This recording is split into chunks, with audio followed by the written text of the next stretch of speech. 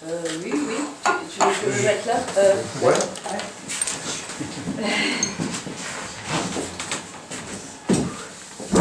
C'est pour voir si on est dans le cadre, c'est ça? Oui, non, mais c'est bon. On va en vacances. Ah d'accord,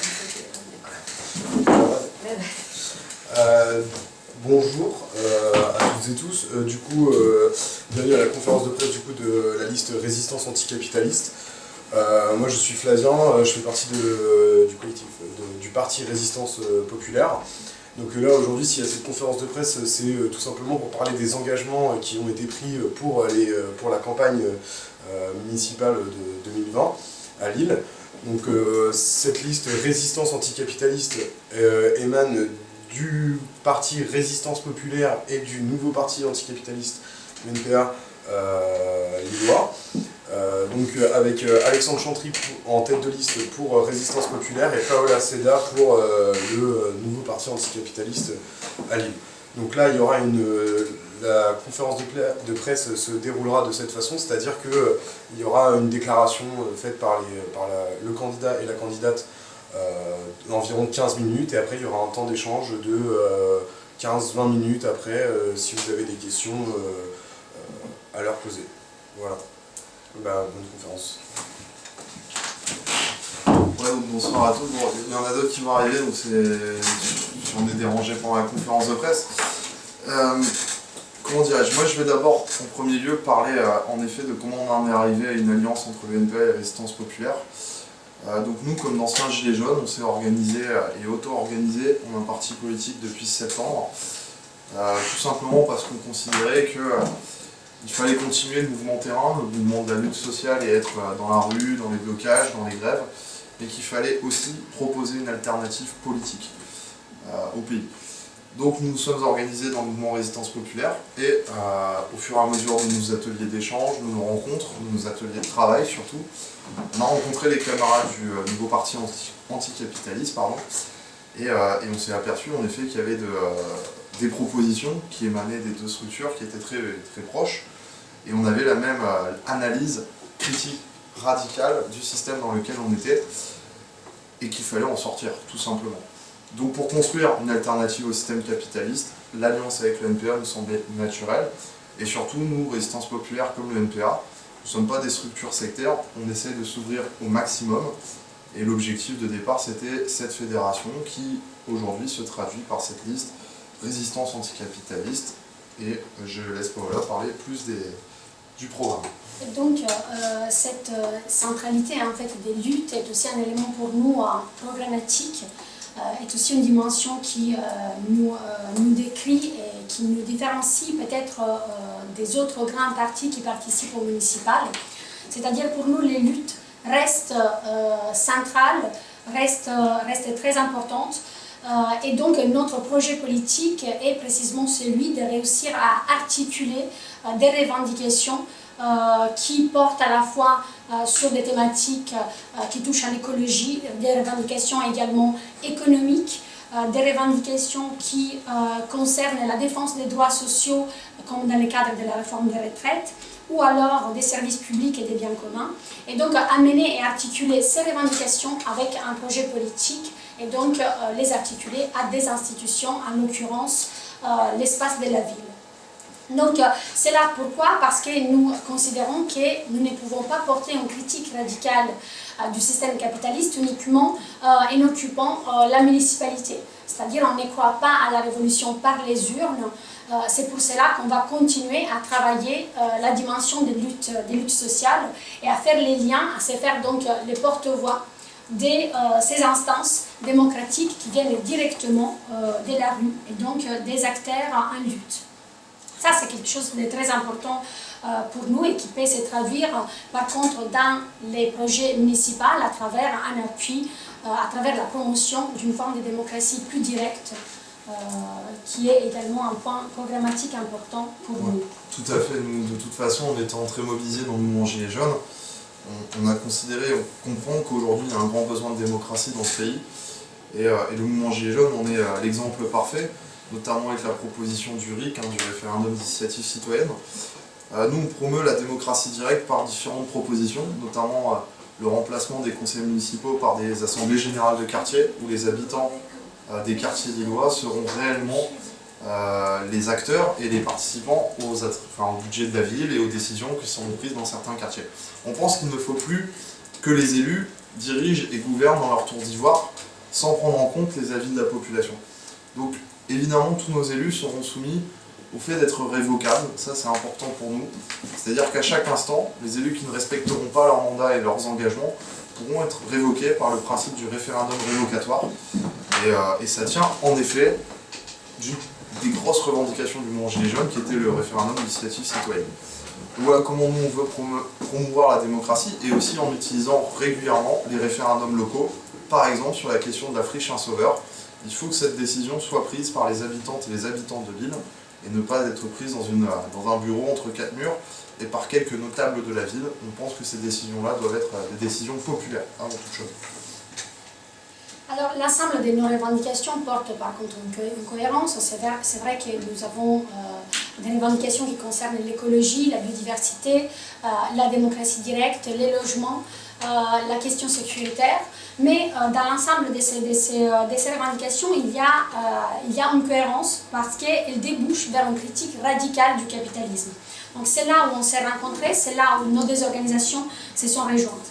Le capitalisme est pour nous la cause principale des inégalités et également la cause de la concentration des richesses, de par sa logique d'accumulation, bien sûr des surconsommations et également des surexploitations des ressources à la fois humaines et naturelles.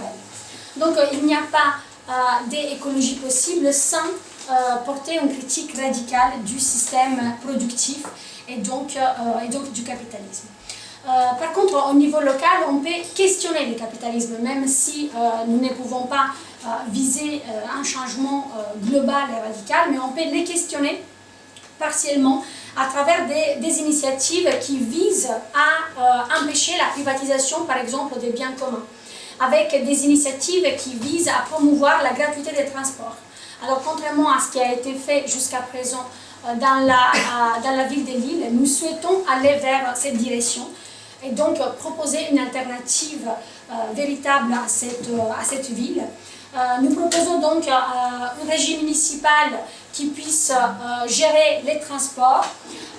Nous proposons également de lutter contre la privatisation des biens communs. Par exemple, nous proposons la gratuité des premiers 50 mètres cubes d'eau. Nous défendons les espaces publics. Et nous défendons le devenir en fait de la ville et le rôle principal que les citoyens devraient jouer dans les gros choix en fait, qui concernent les projets métropolitains, qui aujourd'hui donc sont uniquement décidés par des budgets qui sont votés à la métropole. Et donc il y a un système qui est quelque part pas très démocratique et en plus qui implique une alliance entre les principales forces politiques de la droite à la gauche et c'est également contre ces pactes en fait que nous voulons proposer notre alternative. Donc moi je repars sur les logements. Donc en effet sur les gestions notamment des services publics comme l'a dit Paola, on veut supprimer les délégations de services publics, notamment à des entreprises privées.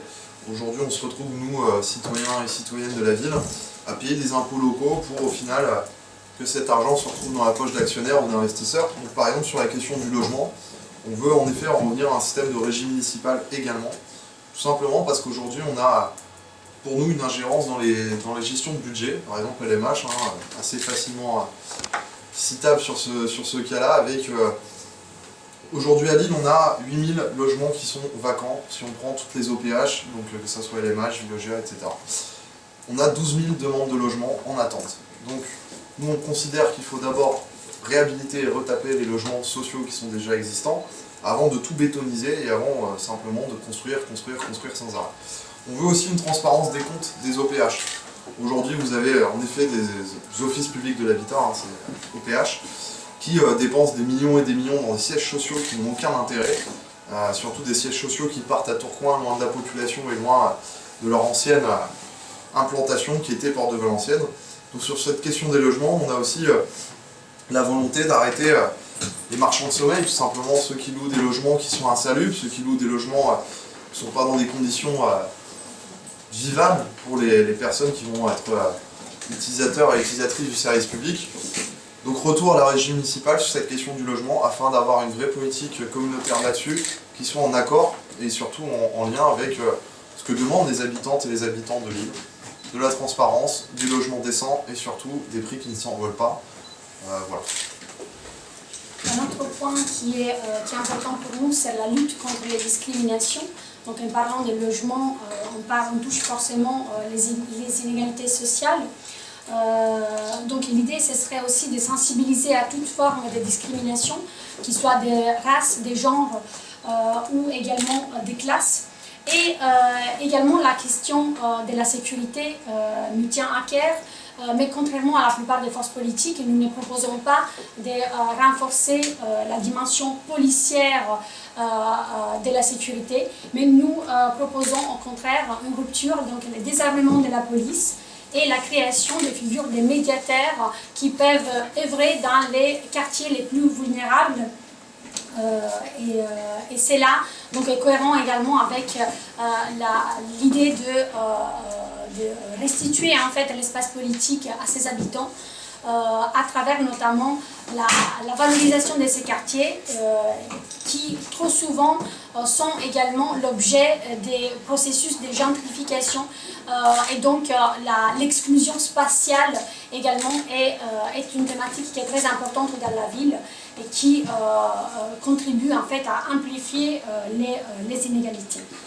Et donc pour conclure, l'objectif de cette liste c'est simplement et humainement de mettre la colère de la rue, la colère du peuple dans les institutions de la République afin que réellement on ait une gestion de la municipalité qui soit au plus proche des aspirations populaires. Et nous on veut proposer une réelle proposition politique qui soit en lien avec les revendications sociales de tous les mouvements actuels, qu'ils soient gilets jaunes, soit sur la réforme des retraites, la réforme des universités, dans le monde étudiant. On fait des propositions politiques en lien avec tous ces mouvements sociaux que nous on soutient et dont on participe en grande partie et très largement. Le 15 mars, votez. Votez, résistance anticapitaliste. Du coup, la déclaration est terminée et du coup, on peut passer, si vous le souhaitez, au moment de l'échange. Si vous avez des questions sur certains points, n'hésitez pas et ce sera avec grand plaisir que vous répondrez.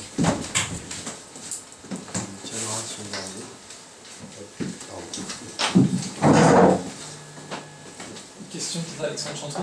Vous pensez proche de la France Insoumise? Est-ce que vous pouvez nous éclairer sur votre parcours politique? Moi, à titre personnel, je l'avais déjà en plus dit dans plusieurs médias.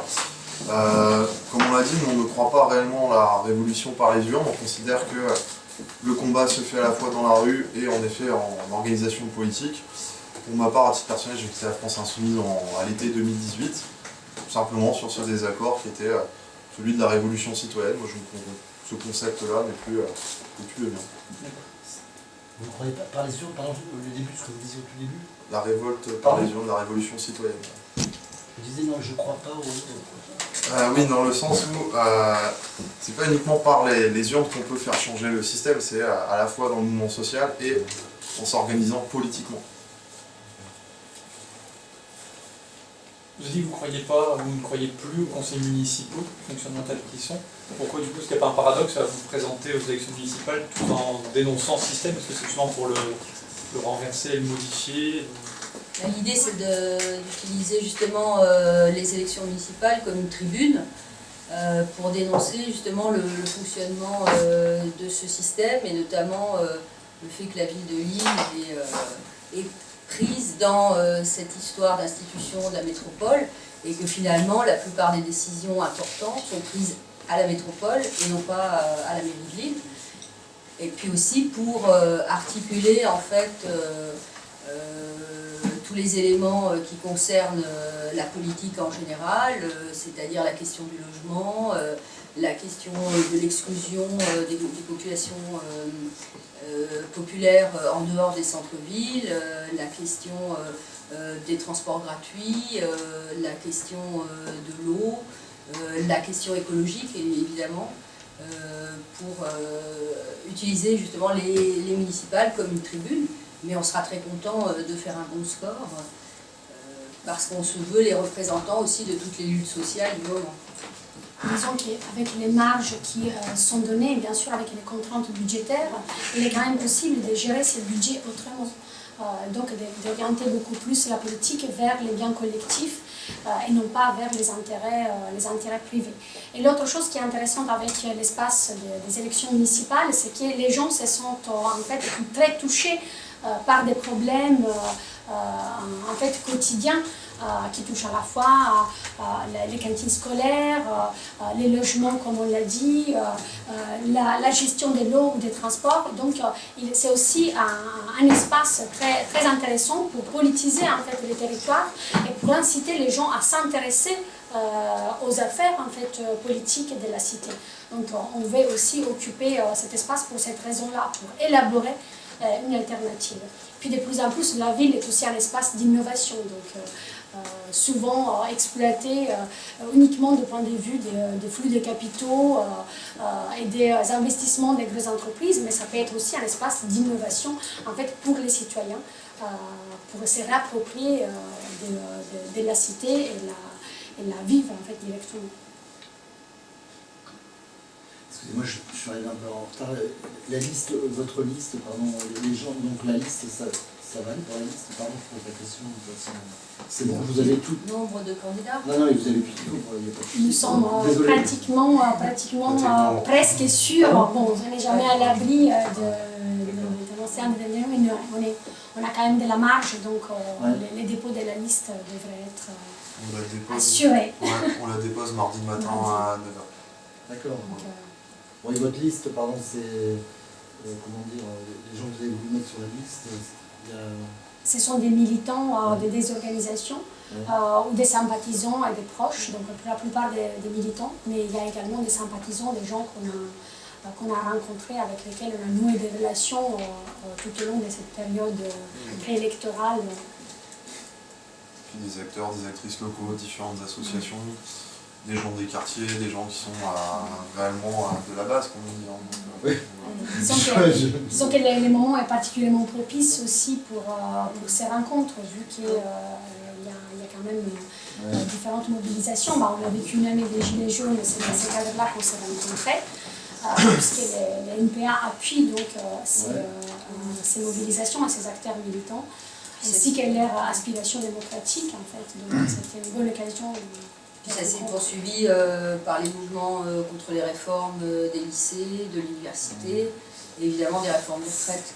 Donc on a rencontré beaucoup de gens à cette occasion-là, et puis là, la campagne municipale, c'est vraiment l'occasion de rencontrer, de discuter avec plein de gens. Deux questions, parce qu'en raison de la personne, enfin bon, on vous connaît par rapport aux Gilets jaunes, c'est une évidence. Et, non, mais dis ça, est-ce que c'est quelque chose dont vous voulez, comme vous n'êtes pas le seul, apparemment avoir été dans les Gilets jaunes sur votre liste, il y a eu d'autres Gilets jaunes a priori, et donc c'est quelque chose que vous, les Gilets jaunes, c'est quelque chose que vous, comment dire, parce que ça peut être peut-être aussi parfois, pour vous, peut-être bien de mettre en avant certaines choses pour le combat des Gilets jaunes. Ouais, alors est-ce que vous pensez dire non, mais ça, on va pas du tout, moi je pose la question. En effet, vous êtes arrivé en retard, donc dans notre déclaration, on a fait, justement, on a fait la proposition, notamment en termes de démocratie directe, et ça part clairement des aspirations populaires du mouvement Gilets jaunes, qui était de retrouver une vraie démocratie dans ce pays. Nous, on propose en effet que nos élus soient révocables, c'est-à-dire que, voilà, soumis à un référendum révocatoire, si nos élus ne font pas le travail, s'ils ne respectent pas le mandat, on assume de dire, voilà, nous, on pourra se faire éjecter. Aussi, le recours régulier à des référendums locaux, notamment sur la question de la friche Saint-Sauveur. Aujourd'hui, on prend la décision actuellement de la friche Saint-Sauveur à l'abri des regards de la population.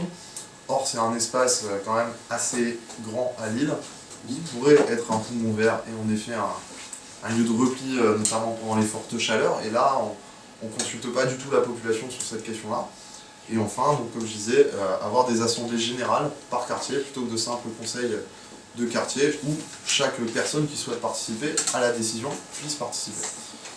Donc ça, c'est directement tiré simplement des revendications Gilets jaunes sur les questions de démocratie. Voilà. Non mais le hasard fait que j'étais avec les Gilets Verts à Saint-Sauveur il y a une demi-heure. Il y avait Yannick Jadot de LV qui est allé à Saint-Sauveur. Là, il est parti il y a une demi-heure. Non mais je dis ça parce qu'ils lui ont montré Saint-Sauveur, les candidats de LV. Donc je dis ça parce que là il y a un combat, enfin, il n'y a pas que LV quoi, qui est opposé à Saint-Sauveur. Donc c'est clair que oui, Saint-Sauveur, ça fait partie aussi de leur combat. C'est un enjeu local déterminant. Ouais, c'est une question tout à fait d'actualité. Il y a eu un sondage hier des Labs, là. Vous êtes au courant de ce sondage qui est quand même... voilà, il y a un sondage qui est quand même... Plutôt bon. Bah, C'est plutôt bon, oui, ça montre que les listes anticapitalistes ont des chances en fait d'attirer l'attention en ces moments précisément des électeurs. Et surtout, les gens se reconnaissent dans ces revendications, donc ils veulent que ces revendications soient également portées dans les instances institutionnelles. Donc c'est quelque chose qui est très intéressant parce que c'est la même démarche pour la liste des Bordeaux, si vous faites référence à la liste des Bordeaux en lutte, des Poutous. Donc on a une démarche qui est très similaire. Donc c'est très encourageant pour nous de voir que ces sondages... je vous donne une info parce qu'ils étaient à la maison Essel, l'ELV et Yannick Jadot, la maison Essel. Ouais. Et il y a 2 élus socialistes de la ville de Lille qui sont venus, qui voulaient un peu s'opposer à la venue dans cette maison qui est municipale. Pour vous dire qu'à la mairie, à mon avis, en ce moment, ils doivent un peu... Puis il y a le scandale des portiques qui sont installés dans le métro en ce moment, qui vont complètement à l'encontre de ce qu'on doit faire pour les transports publics. On doit être presque la seule ville en France, par des grandes villes, à installer ça en ce moment, alors que plein de gens, dans leur programme politique pour les municipales, proposent des transports gratuits.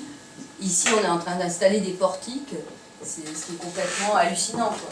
Alors que par-ci par-là, on plante des endroits pour mettre les vélos, et puis par ailleurs, on fait ça. Et puis Martine Aubry note sur son programme qu'elle veut aller vers les transports gratuits, alors même qu'on est en train d'installer des portiques jusqu'à Roubaix et Tourcoing. On marche sur la tête quand même. Non, puis sur cette question du transport en commun gratuit, il y a... Voilà, vouloir le transport en commun gratuit, c'est une bonne chose, mais nous on a un vrai plan concret là-dessus, avec une vraie stratégie, parce que c'est bien de dire on veut le transport gratuit, mais voilà, il faut le proposer. Donc on a notamment Martine Aubry qui défend le transport en commun gratuit parce que c'est les élections, mais en soi, elle a pris toutes les décisions depuis 5 ans qui ne vont pas vers le transport en commun gratuit. Et voilà, nous on a une grosse contestation là-dessus, parce que avoir été dépensé 67 millions dans les portiques, enfin voilà, quelle est la logique derrière? Ouais. Il valait mieux le mettre dans les vélos. Ouais. Il valait mieux se mettre dans la gratuité. Pas dans des simplement. portiques, en tout cas. Le président Mais dans Lalanne les dit que les bus, transports les gratuits, c'est 100 millions d'euros par an à peu près pour rendre les transports publics gratuits. Comment faire pour rendre les transports publics gratuits? Déjà, en repassant sur une régie publique, tout l'argent qui part à Keolis, qui est une société anonyme, une partie de l'argent de vos impôts, là, les Lillois et les Lilloises, part directement dans les poches des actionnaires. Déjà, on peut récupérer de l'argent là-dessus. Et l'année d'après, donc l'année X+1, évidemment, tout cet argent peut servir à financer le transport en commun gratuit.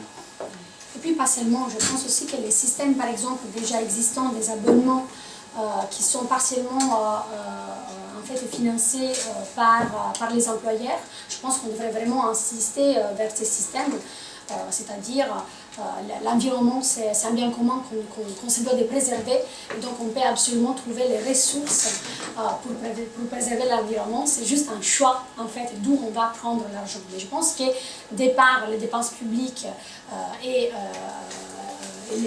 éviter en fait de les donner au privé, et puis à travers également des participations de chaque employeur, de chaque acteur productif dans la ville, on pourrait arriver à financer les transports en commun. Et donc il s'agit juste de les vouloir en fait. Et à Dunkerque, on a vu à Dunkerque, ce qu'ils ont fait, c'est qu'ils nous ont dit que il ne faut jamais oublier que c'est la communauté d'agglo. À Dunkerque. Non mais je dis ça parce qu'on parle toujours de la ville de Lille, mais c'est quand même la mêle. Oui, c'est ce qu'on a dit tout à l'heure. Il y a quand même beaucoup de choses. Voilà, Oui, donc c'est complètement contradictoire ce qui est fait actuellement sur la ville de Lille, donc c'est vraiment dommage. Ouais, Concernant la question des gilets jaunes, nous, l'NPA, il a soutenu les gilets jaunes localement tout au long de l'année. C'est avant tout parce que c'est une opposition qui est très radicale et très décidée au gouvernement de Macron, donc on les doit de ça. Et puis je pense que les Gilets jaunes sont un mouvement absolument inédit et original qui inspire aujourd'hui même les acteurs plus systémiques, en tout cas les syndicats, etc. Parce qu'ils ont été capables en tout cas d'expérimenter de nouveaux répertoires de lutte, donc c'est très intéressant de ces points de vue-là, tout en ne voulant pas être récupérés politiquement. Et ces processus de politisation de ces gens qui étaient complètement externes en fait, au jeu politique, qui ne croyaient plus, c'est quelque chose de très important et c'est précisément cette démarche d'émancipation que nous voulons impulser à travers notre liste sur les territoires de l'île. Et si jamais c'est très serré le premier tour, s'il y a vraiment avec Martine Aubry et les autres, c'est quand même, si jamais il y avait une liste qui est vraiment très, très proche d'elle, c'est jamais. Comment vous voyez les choses au second tour? Au second tour, nous, ça fait partie de notre engagement programmatique. En fait, on ne se mettra pas d'accord avec les partis traditionnels, en tout cas tous les partis réformistes. Et on ne fera pas d'accord budgétaire, y compris entre les deux tours. Donc c'est vraiment l'engagement qu'on a pris et notre accord entre les deux organisations repose aussi sur l'acceptation de refus en fait, de faire partie du pacte de l'exécutif. Donc là aussi je pense que c'est un élément d'originalité en fait, de notre démarche et puis qui démontre une grande cohérence dans la critique qu'on fait du système au niveau radical. On veut, donc nous, on veut représenter l'alternative et pas l'alternance simplement. Donc voilà. Vous serez tête de liste, est-ce que c'est vous qui serez numéro 2 sur la liste? Oui. D'accord, est-ce que vous pouvez vous présenter un petit peu? Oui, alors moi je suis Paola Seda. Donc dans la vie, je suis enseignant-chercheur à l'Université de Bourgogne. J'habite à Lille et puis depuis à peu près 1 an et demi, je suis militante au NPA de Lille.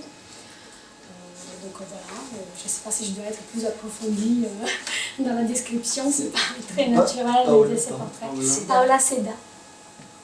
S-E-D-D-A. S-E-D-D-A. C'est ça, W-A.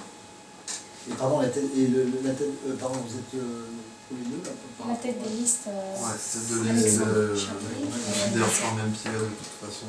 Tête de liste tous les deux. Pour la parité.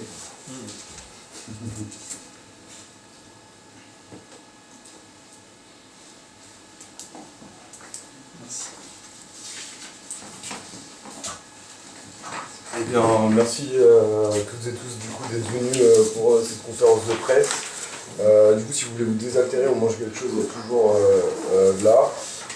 Ensuite, si vous avez besoin de plus d'informations, d'autres questions, quoi que ce soit, après la conf de presse, n'hésitez pas à me contacter et je ferai le relais. Et pour toute autre information, n'hésitez pas également aussi à me contacter. Voilà. Et merci à vous surtout. Et Merci beaucoup à vous. merci beaucoup d'être venus. Il y a quelqu'un qui est très en retard, mais pourtant. Pas très grave. Pardon, attends, je Ça tourne. Pardon. Non, c'est bon. C'est pas.